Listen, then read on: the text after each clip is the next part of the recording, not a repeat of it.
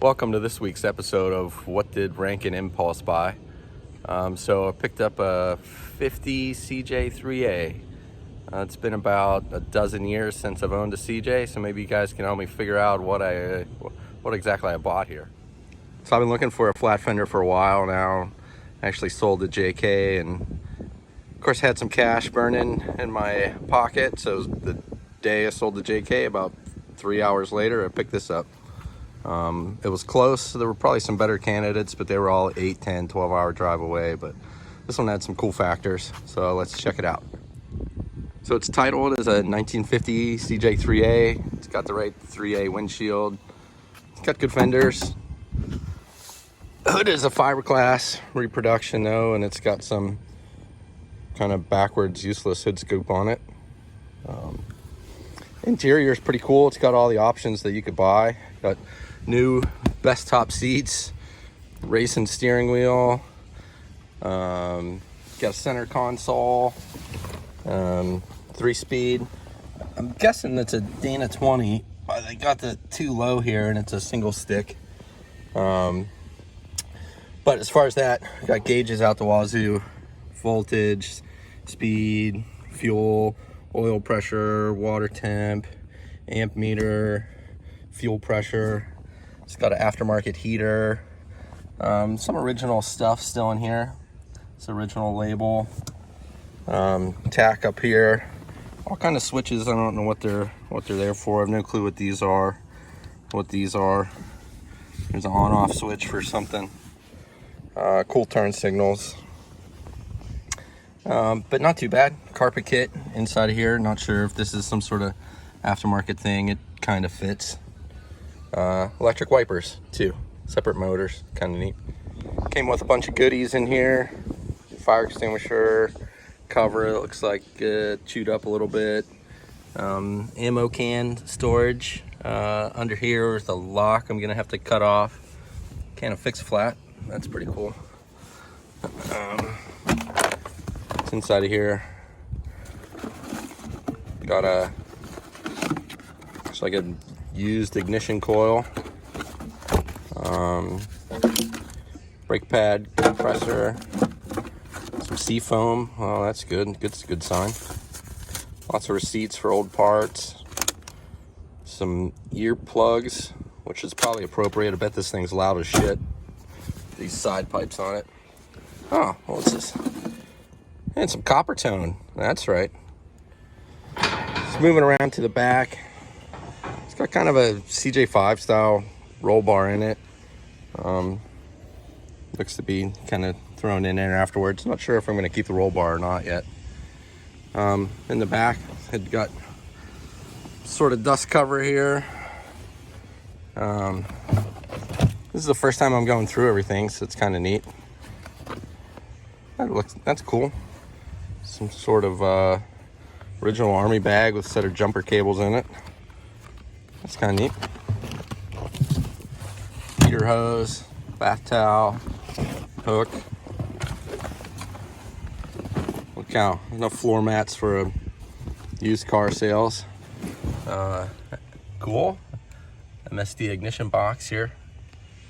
Rear's got a pretty neat spare tire carrier.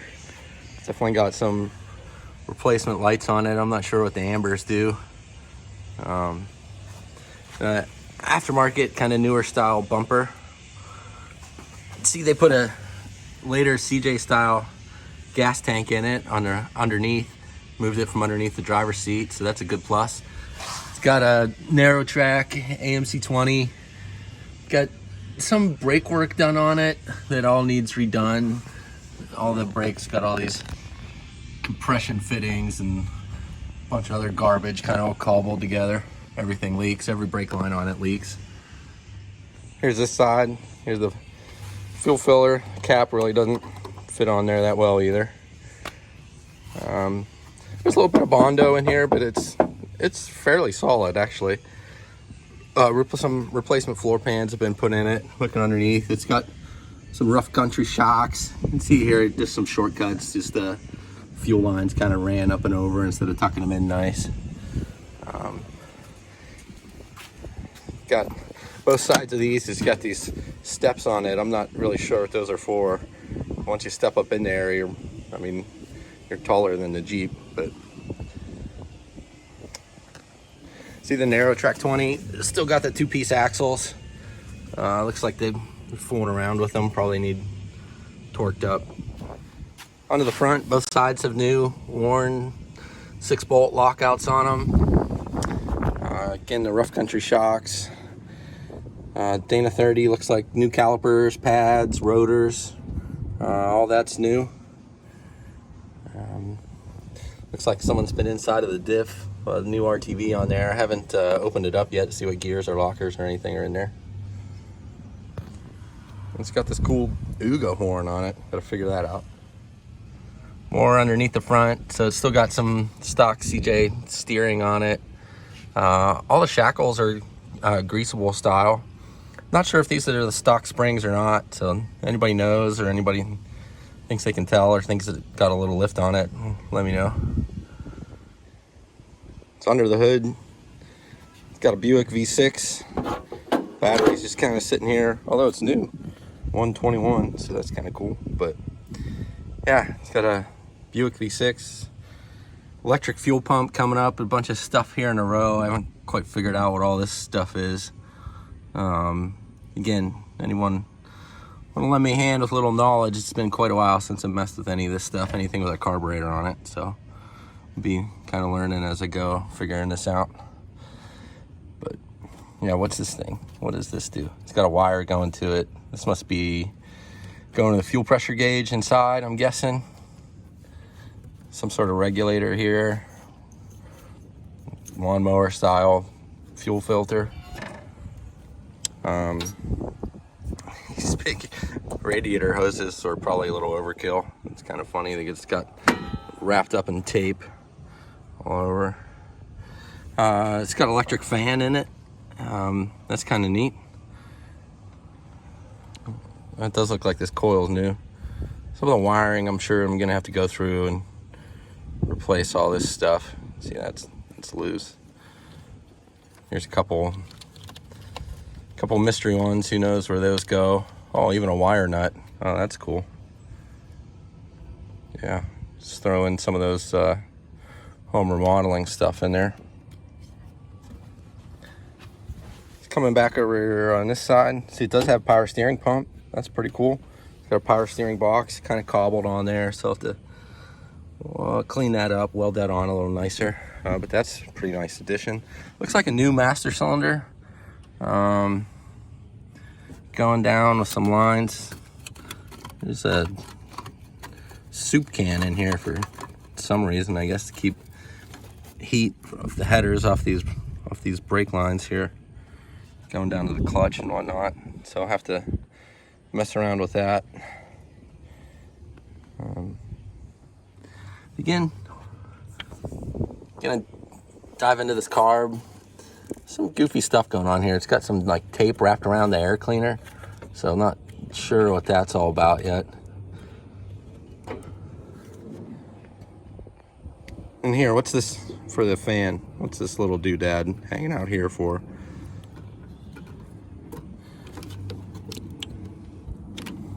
Not really sure. It's got these long tube headers on it, side exhaust. Oh man, I bet this thing's just deafening loud. So if anybody has any suggestions for some shorty headers for a Buick V6 that I can drop inside the frame there and take them into one muffler, let me know. Send me a link. This underneath is actually pretty clean. Something else goofy here too. They put a piece of unistrut in here. I'm not really sure why. There's no cross member in there from the factory, so I'm not sure the point of this. It certainly doesn't add anything structural to it, but I don't think there was anything there original that they'd be trying to replace.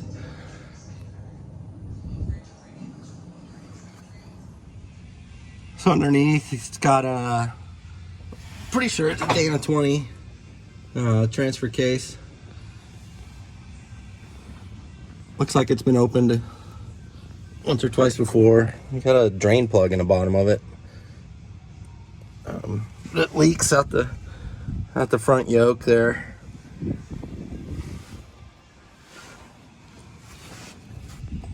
Tiny little drive shafts in these things, which I think are hilarious. Anyway, there it is. So it's going to be a project over the next couple months here, just to one, get it running, then dive into all the normal Jeep stuff, right? Gears, lockers, new wheels and tires. Probably repaint it. Not really sold on the red, but anybody got any tips or hints or good sources for CJ stuff? Guys, for rebuilding this car, figuring out what transmission is in this thing. Not quite sure what that is. Some sort of 3-speed with the reverse, but overall, I don't think it did too bad for a 71-year-old Jeep. So stay tuned.